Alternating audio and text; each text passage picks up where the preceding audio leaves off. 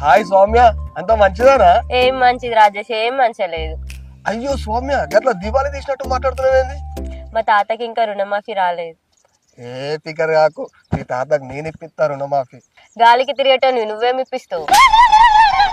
ఈసారి ఎలక్షన్ లో పోటీ చేస్తున్నా సర్పంచ్ కి. ఆటగాడు. నిజమా రాజేష్? సన్నాసివి కాస్త సర్పంచ్ వేసినా? సరే రాజేష్, నువ్వు సర్పంచ్ అయినాక మా అత్తమ్మకు పింఛన్ వచ్చేటట్టు. సరే సౌమ్య, మీ అత్తమ్మ పెన్షన్ గురించి నువ్వేం టెన్షన్ తీసుకోకు. ముందు నా గురించి టెన్షన్ తీసుకో, నన్ను ఎట్లా సర్పంచ్ గెలిపియాలా అని. సరే రాజేష్, మా ఓటు కూడా నీకే.